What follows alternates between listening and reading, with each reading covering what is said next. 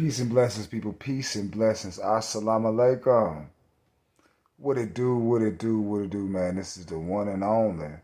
As a car bringing you flame, you already know. Make sure you like, share, subscribe. Like, share, and subscribe. Hit that bell. You be left in the loop every time your boy drop the work. You feel me? Shout out to the black YouTube out there. Big Brother Ticket TV. Carcino, Kwame Brown, the league attorney. J.R. Wisdom, Mr. Palmer, Too Raw for Sports, Too Raw for TV. Kicking with Mr. Miles. LC Predator Catcher, JD Black, Tariq Nasheed, Dr. Umar Johnson, ISUPK, NOI, holding it down, holding it down. Speaking of NOI, man, I can't think of my man. I think it's his name, Clarence X. Is that his name? I think it's his name. Boy, he always hold it down on a media tip. Social, if you gonna be on social media, whatever, he gonna bring it at work. That's not scared of confronting that enemy. You hear me? He gonna do that. He gonna do that. And man, he's always on the scene. If this is this guy, he is always on the scene. Because there's always some crap going on with our people. You better believe that. It's good to see that James Evans type figure around, you know, especially for young black men. They can see something they can have an example of. Let them know that they ain't a nigga. They ain't a coon. You know what I'm saying? They ain't no Uncle Tom. They ain't none of that. They are abstracted from God themselves. You feel me? And that's the love we want to spread around. Especially in situations like this right here, man. And I'm just not seeing this. And they really try to hide information. But you can't hide information if a man going looking. If a man going looking, he going to find this information. Came across a situation where a sister got shot mistakenly. Because she was trying to get, I believe she locked the keys in the house.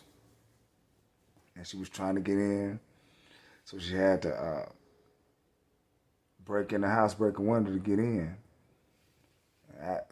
You know what I'm saying? Before she found out how much she had to pay to do so to get it fixed. But she already took it into calculation. But the thing is, I guess they got a call or something, the folks done seen it and want to do some more Illmatic, you know what I'm saying? And y'all about to see what went down or the aftermath of what went down, man. Thank you for joining Musa Azakar TV. And we'll be back after we cook on the return.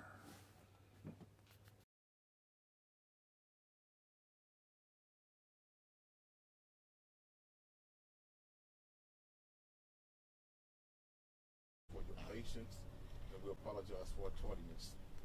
We have come here today to speak out on behalf of this beautiful African-American mother and this beautiful African-American family and sister who was absolutely the victims of an absolute outrageous police attack.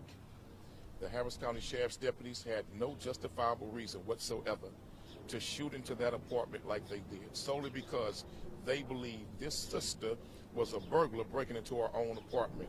She lives here. She's a resident of here. She was not breaking any laws. She broke into her own apartment because she was locked out.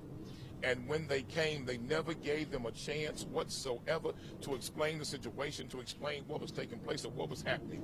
They automatically came up unidentifying themselves and shooting. And then after they shot, then they say Sheriff's Department.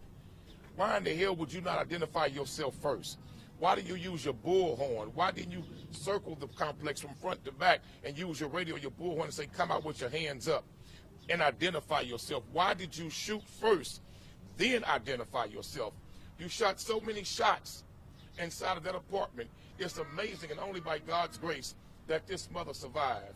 You shot at this baby's room. This baby's room has over 20 bullet holes in it. Over 20 bullet holes. Right around 27 bullet holes.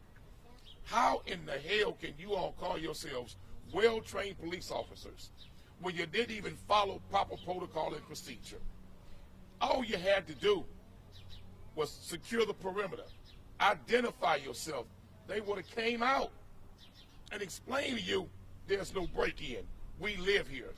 And even after she explained to the police she lived here, This was her home. They threw her to the ground, handcuffed her in the rain, and put her in the backseat of a car for hours. And this poor sister, she shot up. They didn't call for paramedics. They left her in there for a while. Then made a woman shot 7 times. Shot 7 times. Walked all the way out that apartment. And you see on the video, she walked all the way down the stairs. A woman shot 7 times was made to walk out of there and all the way down the stairs, even after she told them, we live here. Even after she told them, this is my apartment. The sister, Ebony, was in there screaming for help. They still didn't call 911 because they didn't give a damn if she died or not. We're asking for an independent investigation. We want an outside agency from the FBI to investigate this shooting. We don't trust no Texas Rangers. We don't trust the Harris County Sheriff's detectives. None of that. We want an independent outside agency to step in and investigate this. Even after they told you, we live here. This is my place. You still threw her on the ground and handcuffed her. And didn't go in and call 911 to get assistance. Medical assistance for the woman who was shot. You made her walk down the stairs, shot 7 times because you didn't give a damn if she died or not. Come on up here, sister. Tell what happened when you all got here then. Take your time. So when we got to the house, we realized we didn't have the key. I told Ebony to break the window. That would have been the 3rd time the window would have been broken since I stayed here in the duration of 2 years. So the window being broken wasn't a big deal. The maintenance team is really good. They fixed it the next morning, and they charged $60. So that's what we did. I didn't have a phone. My phone was lost that same day. So we didn't have a phone to call anybody. So I told her to break the window. I go inside. Once I went inside, we were there for about 20 minutes. The next thing I know, I hear loud banging on the door. And when they started banging on the door, I was like, what's that? What's that noise? Ebony grabbed her gun and ran to the door. I didn't hear anything after that. The next thing I know, Ebony came back and she said she was shot. So I ran to my son's room and I looked out the window. After she told me she was shot, I told her to call 911. So when I ran to my son's room, I ran back to her and I told her, it's the police. So imagine calling the police just to realize it's the police who's hurting you. The only crime that was committed that day was done by the police. So when Ebony was shot, I was not going to come outside. It took a while to come out because, of course, I was scared. I was thinking I was going to die. I was going to be next. I was going to get shot up next. That's all I could think. I was thinking I wasn't going to see my son again. I didn't know what to think. So after she said, if you don't go out there, they're going to come in here and kill us and not ask any questions. When she said that, that's when I knew I had no choice. I had to gather up every ounce of courage and strength that I had, and I had to head towards that door because my life and her life depended on it. So I go out the door, which is from what y'all can see. Everything else from that point on is y'all see it. Everything else from that point on is recorded. So I go out the door. I'm telling them I live here. I'm screaming. I see nothing but red and blue lights all through here. And nothing but faces, angry faces, face looks that can kill. So I'm walking down the stairs, trembling, telling them I live here as loud as I can, trying to enunciate myself and project my voice as loud as I can, letting them know that I stay here. Even after I explained that I stayed here and that I live here and that I've been paying my rent here for over 2 years, and let me go grab my lease agreement, let me show y'all my identification, let me show y'all, let me prove it to y'all, let me prove it to y'all that I live here. Let me prove something to y'all that I shouldn't even have to prove. Once I said I lived here, I understand it's their job and it's protocol, but that should have been that. Guns should not have still been pointed at me. So. Yo, that's hard hitter, man. It's hard hitter. And later on within that video, man, they show all the bullet holes and went through the apartment. For when the lady had to walk down the stairs after she done got shot 7 times. 7 times.